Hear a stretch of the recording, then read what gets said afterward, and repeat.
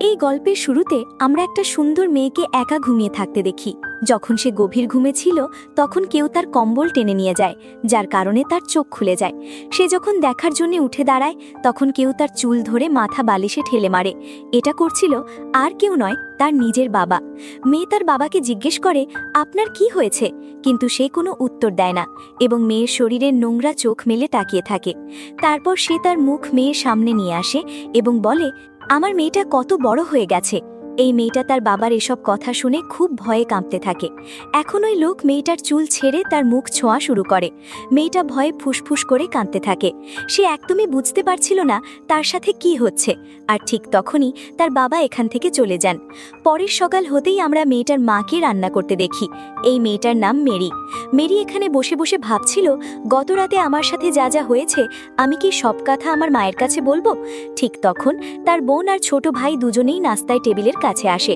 কিছুক্ষণ পর তাদের বাবাও এসে বসেন আর এমন আচরণ করেন যেন গতকাল রাতে কিছুই হয়নি। মেরি মনে মনে ভাবছিল, গতকাল রাতে তো তারা আমাকে খুবই খারাপ চোখে দেখছিল, কিন্তু এখন তারা এত স্বাভাবিক কিভাবে? এরপর মেরি টেবিল থেকে উঠে চলে যায়। তখনই তার মা এসে খাবার জোরে টেবিলে ফেলে দেয়। মায়েরা এমন অদ্ভুতভাবে খায় যেন অনেক মাস ধরে কিছু খায়নি। খাও। মাকে এমন অদ্ভুত কাজ করতে দেখে তার বাচ্চারা ভয় যায়।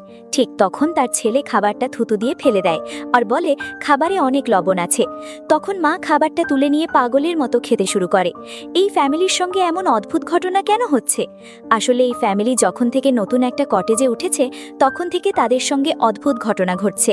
তাদের প্রতিবেশীরা কখনো তাদের উঠোনে অদ্ভুত কোনো মূর্তি রেখে দেয়, আবার কখনো তাদের বাড়ির সামনে মৃত কোনো প্রাণী ঝুলিয়ে দেয়। আর বাবা প্রতি রাতে নিজের মেয়ের সাথে অদ্ভুত আচরণ করে। এর পাশাপাশি মা যেন ক্ষুধার্ত ভেড়ির মতো খায় আর নিজের খাওয়া খাবার ছেলেকে খাওয়ায়, কিন্তু ছেলে সেই খাবার খেতে চায় না আর বাবার দিকে তাকায়। বাবা বলে, তুমি যদি এই খাবার খেতে না চাও তাহলে খেও না। বাবার এই কথা শুনে মা রাগান্বিত দৃষ্টিতে তাকায়। এরপর সে খাবার টেবিলে ছুঁড়ে দেয় আর প্লেটগুলো মাটিতে ফেলে দেয়। এটা দেখে বাচ্চারা খুব ভয় পেয়ে যায়। সে তার ছেলেকে চেঁচিয়ে বলে, যা কিছু আমি রান্না করি তুমি চুপ করে সেটা খেয়ে নাও। সে এত জোরে চিৎকার করে যে তার ছেলে ভয়ে কেঁদে ওঠে। বাবা আর মেয়েটা বুঝতে পারছিল না মাকে কি হয়েছে, কিন্তু এটা তো কেবল শুরু মাত্র। ওদিকে ম্যারি যখন বাথরুমে শাওয়ার নিচ্ছিল হঠাৎ কেউ তার কাছে এসে দাঁড়ায়। সে যখন আয়না পরিষ্কার করে দেখে তখন হঠাৎ তার ছোট বোনকে এখানে পেয়ে ভয়ে স্তম্ভিত হয়ে যায়। কিছুক্ষণ পর ওই দুই বোন এক ঘরে থাকে। তখন ছোট বোন মেরিকে বলে কিভাবে প্রতিদিন রাতে তার বাবা তার ঘরে এসে তার সঙ্গে অদ্ভুত আচরণ করে। মেরি যখন তার বোনের থেকে এসব কথা শোনে তখন বিশ্বাসই করতে পারে না যে তার বোনের সাথেও একই রকম ঘটনা ঘটছে, যেটা প্রতিদিন রাতে তার সাথেই ঘটে। ওরা তখন কথোপকথন করছিলই, হঠাৎ করেই তাদের বাবা এসে পড়েন। বাবাও ওদের কথাগুলো শুনে ফেলেন। তারপর হঠাৎ এক ছুরি বের করে দুজনের উপর ঝাঁপিয়ে পড়েন। মেরি বাবাকে ঠেলে ফেলতে পারে আর তারা প্রাণ বাঁচিয়ে ঘর থেকে পালায়। বাবা আবার সামনে এসে মেরির চুল ধরে ফেলেন। কিছুক্ষণ ওদের দিকে তাকিয়ে থেকে তারপর তাকে পুলে ফেলে দেওয়া হয়। মেরি সিঁড়িতে গিয়ে পড়ে যায় আর আঘাতের কারণে অসুস্থ হয়ে পড়ে। ওই সময় মেরির বোন আনা ভয় পেয়ে সেখান থেকে পালাতে শুরু করে।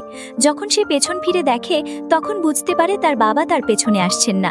অন্যদিকে বাবা স্টোরেজ রুমে ঢুকেছেন এবং সেখানে থেকে একটা হাতুড়ি নিয়ে বেরিয়ে আসেন। তখন মেরিও সজাগ হয়ে ওঠে। সে তার বোন আনাকে খুঁজতে শুরু করে। হঠাৎ তার মনে হয় যেন কেউ তার পেছনে আছে। সে যেই পেছনে মুখ ঘোরায় সামনে তার বাবা হাতুড়ি নিয়ে দাঁড়িয়েছিলেন। তিনি হাতুড়ি নিয়ে মেরির ওপর হামলা করতে যাচ্ছেন। তখন এনা জোরে চেঁচাতে থাকে, যার কারণে ড্যাড থেমে যান। এনা একটা ব্যাট নিয়ে ড্যাডের মুখে জোরে মারতে থাকে, কিন্তু ড্যাডের কিছু হয় না। এরপর তিনি এনার উপরও হাতুড়ি দিয়ে আঘাত করেন। এনা যতক্ষণ নিচু হয় হাতুড়িটা গিয়ে দরজায় লাগে। ঠিক তখন নিচ থেকে কারো আসার আওয়াজ শোনা যায়। ওই আওয়াজ আর কারো না, তাদের ড্যাডেরই, যিনি সিঁড়ি দিয়ে উপরে উঠছেন। ড্যাডের আওয়াজ শুনে এই মানুষটা হাতুড়িটা ছুঁড়ে ফেলে আর অন্য রুমে চলে যায়। ড্যাড উপরে উঠতেই এখানকার দৃশ্য দেখে তিনি ভয়ে কাঁপতে থাকেন। এরপর সে তার মেয়েদের দিকে দেখে যারা তাকে দেখে ভয় পেয়ে পিছিয়ে যাচ্ছে। তখন ড্যাডের পায়ের নিচে সেই হাতুড়ি পড়ে আর সে দেওয়ালে থাকা ছিদ্রটা দেখে। ড্যাড দুজনকেই ডেকে ডেকে জিজ্ঞেস করে, তোমরা দুজন কি এখানে ঝগড়া করছিলে? কিন্তু তারা কেউ কোনো উত্তর দেয় না।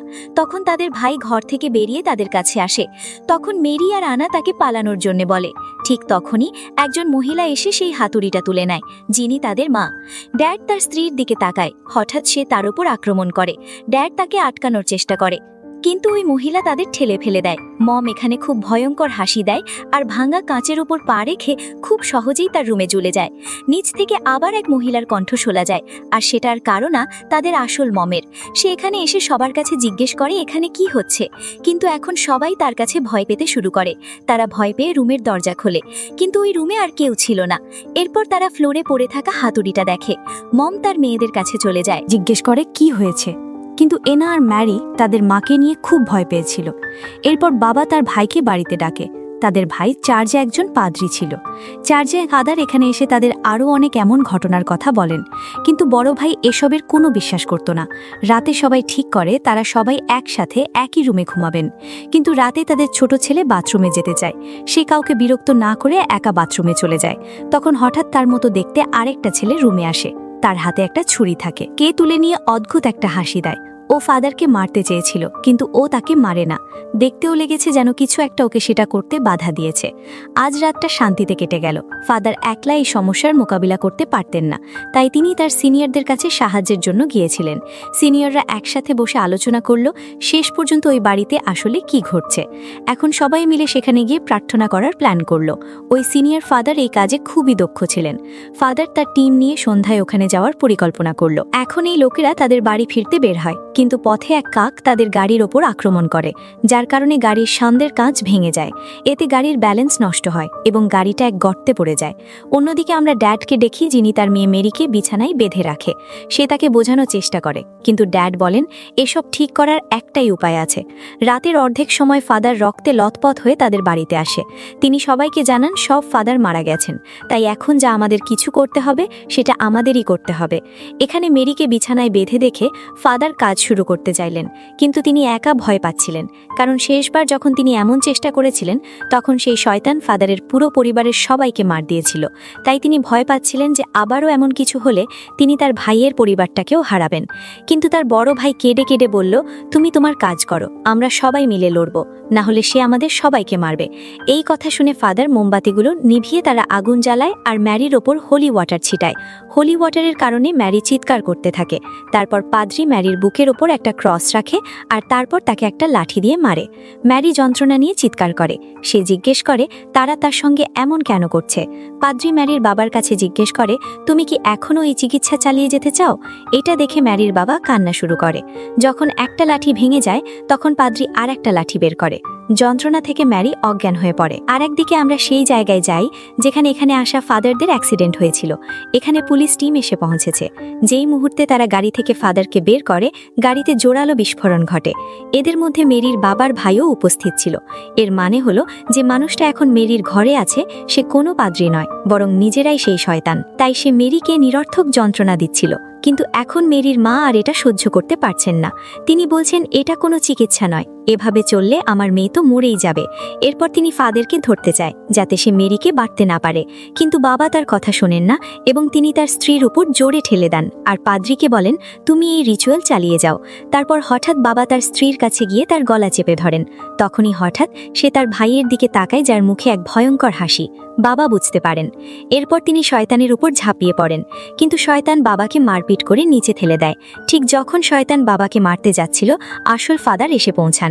তিনি এখানে কিছু মন্ত্র পড়ছেন যাতে ওটা খারাপ আত্মা এখানে থেকে চলে যায়। মেরি খুব খারাপভাবে জখম হয়েছে। তারপর ও স্টোরেজ রুমের দিকে যেতে শুরু করে। তখন ফাদার মেরির সামনে একটা আয়না রাখেন যাতে মেরির শরীর থেকে শয়তান বের হয়ে পালাতে থাকে। ফাদার সেই শয়তানকে নিজের শরীরের মধ্যে নিয়ে নেন এবং নিজের ভাইকে তাকে মারার জন্য বলেন। তখন ভাই ভাঙা ক্রসটা ওর বুকে ঠুকিয়ে দেয়। এভাবে করলে শয়তান আর ফাদার দুজনেই একসাথে মারা যায়। শেষে এই পরিবারটা ঠিকঠাক বেঁচে যায় আর এই সিনেমাও এখানেই শেষ হয়ে যায়।